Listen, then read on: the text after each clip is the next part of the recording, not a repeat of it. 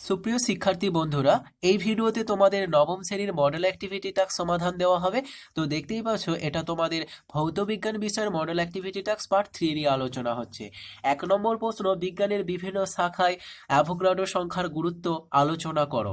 উত্তরটা দেখো। 1, কোনো পদার্থের একটি অণু বা পরমাণুর প্রকৃত ভর নির্ণয় করার ক্ষেত্রে অ্যাভোগাড্রো সংখ্যার প্রয়োজন হয়। 2, এসটিপিতে নির্দিষ্ট আয়তনের কোনো গ্যাসীয় পদার্থের উপস্থিতি অণু বা পরমাণুর সংখ্যা জানা যায়। 3, কোয়ান্টাম পদার্থবিদ্যা পদার্থের কেলাস গঠন সংক্রান্ত পদার্থবিদ্যায় অ্যাভোগাড্রো সংখ্যার ধারণা খুবই গুরুত্বপূর্ণ। পরেরটা দেখো, বলেছে ডিএনএ, আরএনএ প্রভৃতি আণুবীক্ষণিক জৈব বস্তুর গঠন ও রাসায়নিক বিশ্লেষণ অ্যাভোগাড্রো সংখ্যার প্রয়োগ দেখা যায়। পরেরটা বলেছে বেকারিতে কিভাবে পাউরুটি প্রস্তুত করা যায় তার ধারণা পাওয়া যায়। তো এই হচ্ছে তোমাদের 1 নম্বর প্রশ্নের উত্তর। এবার তোমরা লক্ষ্য করো, 2 নম্বর প্রশ্ন আলোচনা হবে। 2 নম্বর প্রশ্নটা একটি গাণিতিক সমস্যা আছে। তোমরা যারা এই ভিডিওটা দেখছো, ভৌতবিজ্ঞান বিষয়ের পাশাপাশি তোমাদের জীবনবিজ্ঞান, গণিত ও অন্যান্য বিষয়ের সম্পূর্ণ সমাধান পর্ব পোস্ট করা হয়েছে। তো দেখতে চাইলে এই ভিডিও ডেসক্রিপশনে লিংক পেয়ে যাবে, দেখে নিতে পারো। 2 দাগের প্রশ্নটা হচ্ছে, দেখো এসটিপিতে গ্যাসীয় এমন একটি যৌগের 3.011 ইন্টু 1022 সংখ্যক অণুর ভর 3.2 গ্রাম হলে যৌগটির গ্রাম আণবিক গুরুত্ব নির্ণয় করো। এসটিপিতে 3.2 গ্রাম গ্যাসীয় যৌগটির আয়তন কত? তাহলে এখানে দুটি উত্তর চেয়েছে। বলেছে 3.2 গ্রাম যৌগটির গ্রামাণবিক গুরুত্ব এবং সেই সঙ্গে আয়তন কত। তো প্রথমেই আমরা যেটা করব, 3.0 ইন্টু 1023 সংখ্যক অণুর ভর বলেছিল 3.2 গ্রাম। তাহলে সেখান থেকে আমরা 6.002 ইন্টু 1023 গ্রাম 3 সংখ্যক অণুর ভর কত নির্ণয় করব।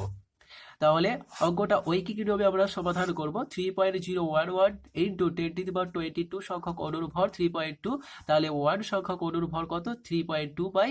এই অঙ্কটা নিচে চলে যাচ্ছে। তারপর দেখো 6.022 ইন্টু 1023 সংখ্যক অণুর ভর, এই যে ভগ্নাংশ ছিল যা এখানে তাই থাকবে, শুধু এই অঙ্কটা উপরে আমাদের গুণ হয়ে যাবে। কেমন? তো এটা দেখো কাটাকাটি করলে যেটা রেজাল্ট আসবে 64 গ্রাম। এখানে তোমরা একটু দেখে নিও, কাটাকাটি করা হয়েছে এবং কাটাকাটিটা করলে 64 গ্রাম হবে। তার কারণ দেখো 10^22 আর একটা 10 আছে, তাহলে নিচে 10^23 যেহেতু গুণ, এটা পাওয়ার যোগ হয়ে যাবে, তাহলে 23 আর উপরে 23, তাহলে বাদ হয়ে যাবে। এবং এই অঙ্কটা দিয়ে উপরের অঙ্কটাকে কাটলে 2 পাচ্ছি, 2 আর 32 64 হয়ে যাচ্ছে। তাহলে আমরা গ্যাসটির আণবিক গুরুত্ব 64 গ্রাম যেটা পেয়ে গেলাম। এখন এই যে আণবিক গুরুত্ব পাওয়া গেছে, এটার সাহায্যে আমরা আয়তনটা নির্ণয় করব। অতএব এসটিপিতে 64 গ্রাম গ্যাসীয় যৌগের আয়তন সমান 22.4 লিটার। অতএব 1 গ্রাম গ্যাসীয় যৌগের আয়তন কত এবং 3.2 গ্রাম গ্যাসীয় যৌগের আয়তন কত? এটা তোমরা দেখো ঐকিক নিয়মে অঙ্ক হয়েছে, তো এটা ক্যালকুলেশন করলে যেটা রেজাল্ট আসছে 1.12 লিটার। এখানে তোমরা একটু দেখতে পাচ্ছ ক্যালকুলেশনটা। তো এই কাটাকাটি করে এটা রেজাল্ট। এটা তোমাদের 2 নম্বর প্রশ্ন এবং যার কমপ্লিট হলো উত্তর। এবার 3 নম্বর প্রশ্ন তোমরা লক্ষ্য করো।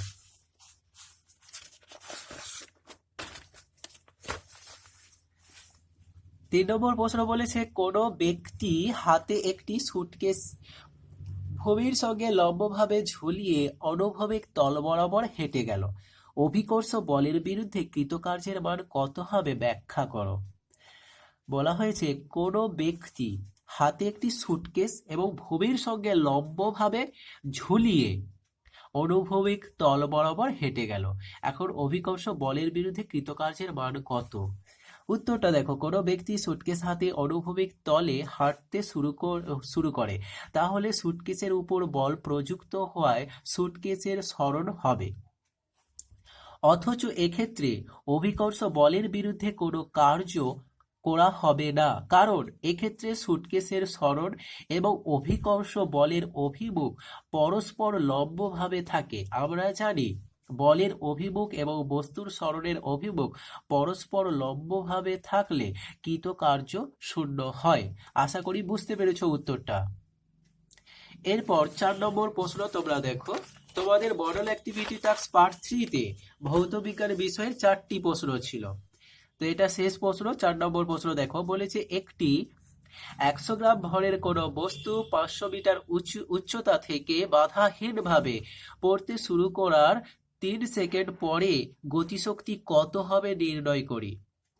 তাহলে এখানে গতিশক্তি আমাদেরকে নির্ণয় করতে দিয়েছে।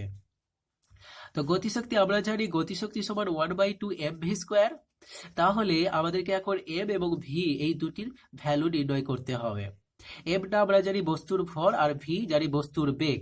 তাহলে এখানে বস্তুর ভর এম সমান, বস্তুর ভরটা 100 গ্রাম ছিল, তো এই 100 গ্রাম এটাকে আমরা কিলোগ্রামে প্রকাশ করব, তাই 1000 দিয়ে ভাগ করে দিলাম। তো ভাগ করলে দেখো 0 0 কেটে গিয়ে 1/10 কিলোগ্রাম হয়ে থাকবে। এবার বস্তুর বেগটা কি, বস্তুর বেগ ভি সমান সমান কি হবে না ইউ প্লাস জি টি, এবং দেখো এখানে ইউ এর ভ্যালু 0 হয়ে যাবে, প্লাস জি এবং টি এর মান, জি এর মান আমরা জানি 9.8 ইন্টু টি, অর্থাৎ সময়টা আমাদের 3 সেকেন্ড আছে, বসে গেল।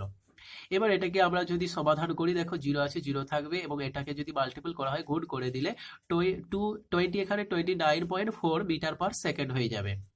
তাহলে শূন্যর সাথে এটা যোগ করলে আমরা 29.4 মিটার পার সেকেন্ড পেয়ে গেলাম। তাহলে বস্তুর বেগ যেটা ভি এর ভ্যালু পেয়েছি, বস্তুর ভর যেটা এম এর ভ্যালু পেয়েছি আমরা।